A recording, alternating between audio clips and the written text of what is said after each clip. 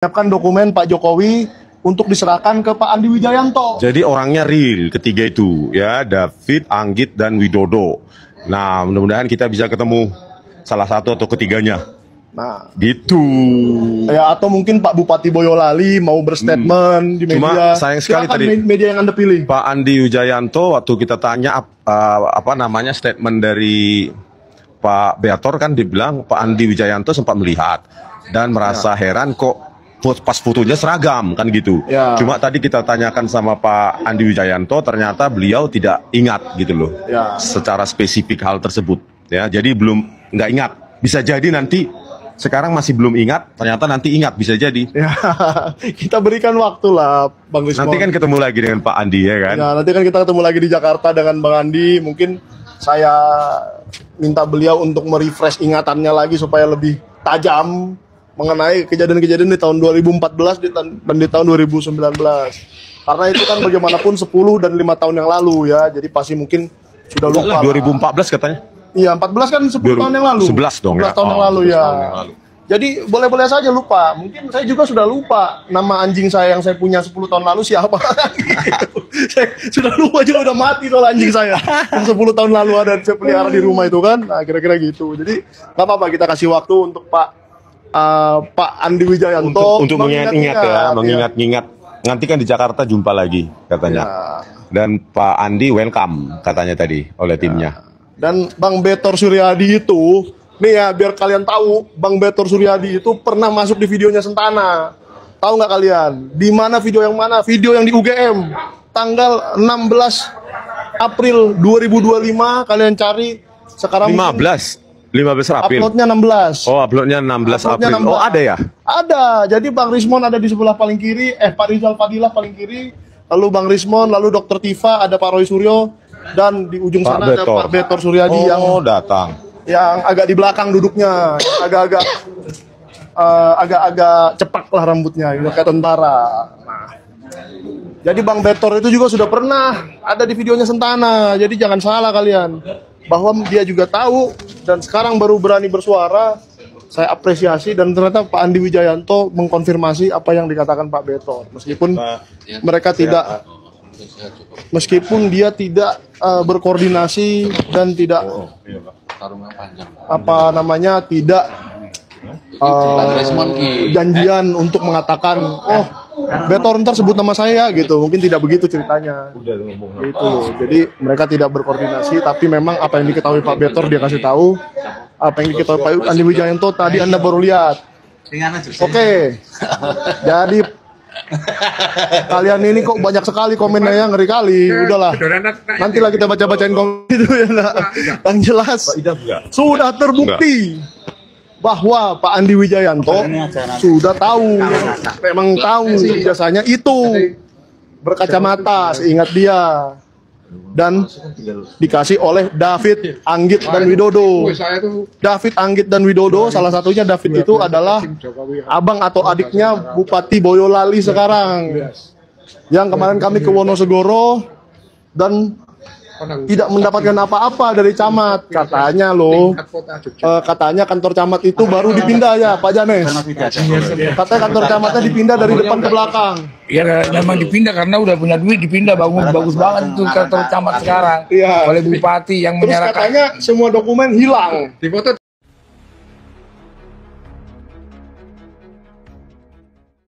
Iya, Satgas juga dibubarkan. Ini bukan tema keberlanjutan yang dibawa Pak Prabowo, tetapi menurut saya apapun yang dilakukan seorang pemimpin itu yang terbaik dan akan dikenang tuh oleh masyarakat Indonesia. Entah itu terbaik dari segi ngutangnya, entah itu terbaik dari segi ekonominya, gitu kan? Entah itu terbaik dari segi pembangunannya, Bang, gitu. Kalau saya secara pribadi ya, Pak Jokowi itu salah satu presiden hebat dan terbaik, yaitu di dalam utang di luar negeri. Itu Bang Hos.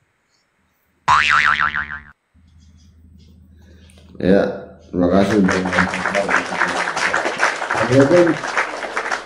Bung Koko, silakan Bung Koko, waktu dan kesempatan kita berikan.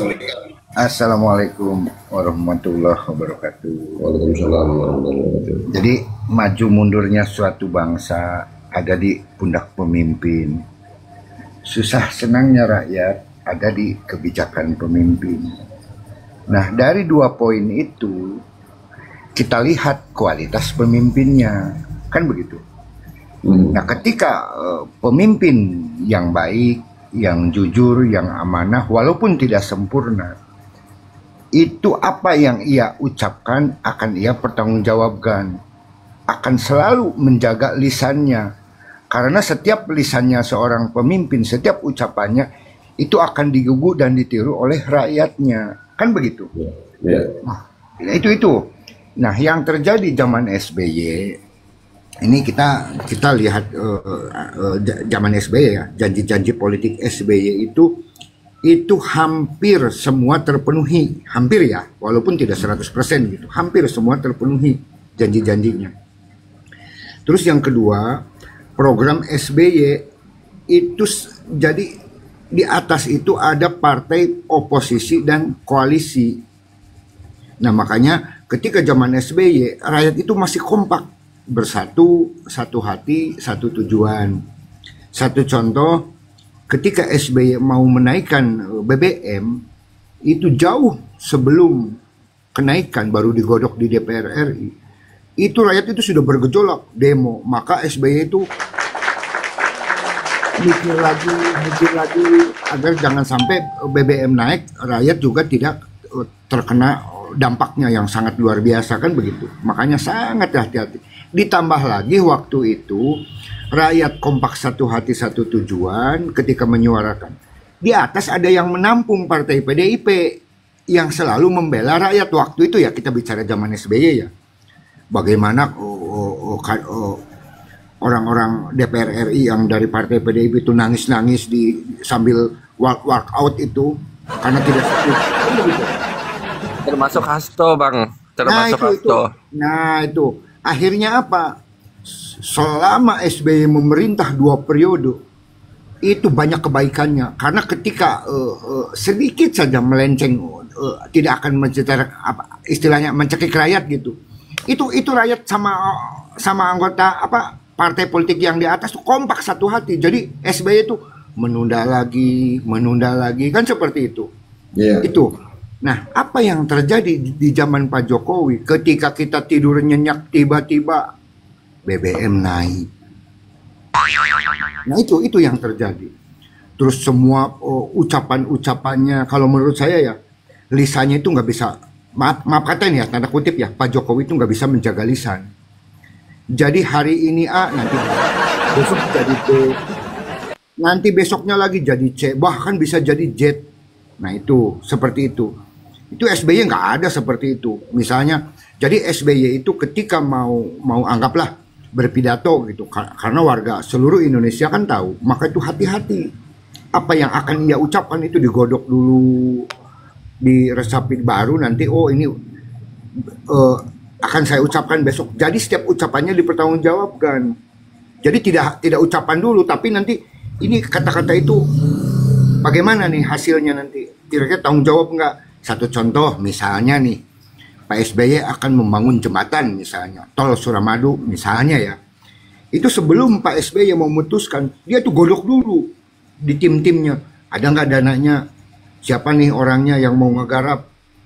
Berapa lama? Nah, kira-kira udah kumpul baru dia ucapkan. Nah, kalau Pak Jokowi nggak diucapkan dulu, gampang nanti masalah pekerjaan mau selesai mau nggak mau dikerjakan. Ini yang terjadi. Ini kalau menurut saya. Jadi kita kalau membedakan Pak SBY dengan Pak Jokowi jauh. Itu saja mungkin pembuka dari saya. Terima kasih. Ya, terima kasih Bang. Seperti yang saya tangkap bahwasanya pemimpin itu dinilai dari ucapannya, kan begitu. Kemungkinan analisa saya yang disampaikan oleh Bang Koko, sebaiknya pemimpin itu berpikir dulu sebelum berucap. Jangan setelah berucap baru berpikir. Itu yang mungkin saya tangkap. Silakan Bung Amsir, dari narasi yang disampaikan oleh kawan-kawan mungkin ada yang mungkin Abang ingin intercept. Halo Bung Amsir, sudah bisa terhubung Bung Amsir? Halo ya, mungkin belum bisa. Bung Haisem Gurki, silakan Bung. Di sini ada Bung Melayu Kalbar, ada Bung Wong Koko. Assalamualaikum Bung. Halo, belum bisa terhubung ya? Silakan Bung Melayu Kalbar.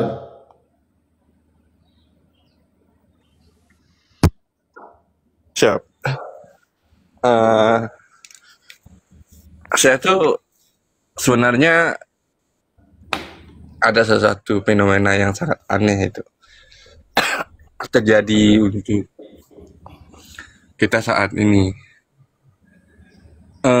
Hampir rata-rata pemimpin yang pandai melakukan pencitraan, terus pemimpin yang pandai bohong, itu dipercayai itu sama masyarakat Indonesia, Bang.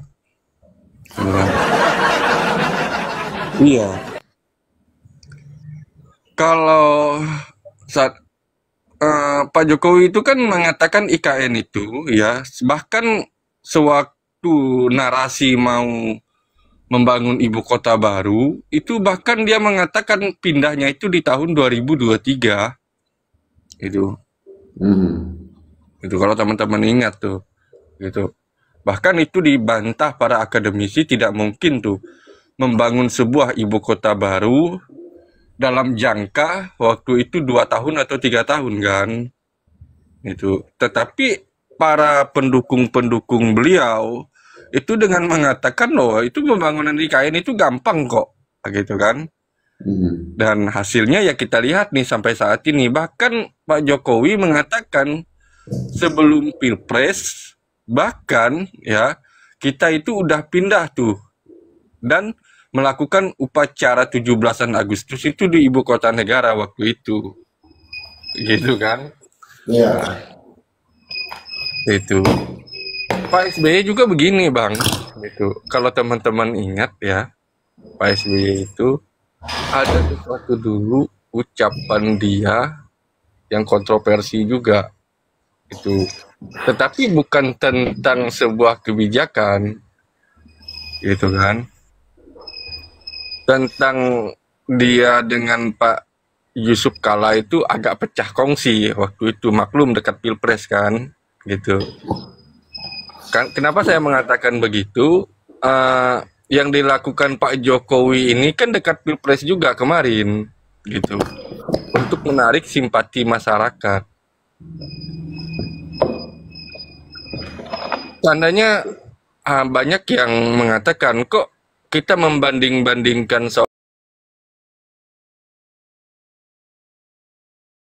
seorang pemimpin, gitu kan? Ya memang harus kita bandingkan Bang, biar kita tahu yang mana pemimpin itu baik, yang mana pemimpin itu tidak baik, yang berhasil ataupun tidak berhasil, biar dijadikan contoh untuk pemimpin masa depan Bang. Itu. Bagaimana cara memimpin dari segi ekonomi ya. Di eranya Pak SBY itu kan menyentuh di angka 6% lebih Bang. Itu. Di eranya Pak SBY. Di eranya Pak Jokowi itu bahkan 5% aja itu hanya lebih sedikit, gitu kan. Nah, itu yang menurut saya ya menjadi koreksi nih pemerintahannya Pak Prabowo saat ini, gitu. Bagaimana caranya Pak Prabowo mencapai 8%, sedangkan ekonomi tertinggi kita itu 6% lebih aja, itu hanya di eranya Pak SBY Bang. Iya. Gitu. Iya. Dan saya salah satu rakyat yang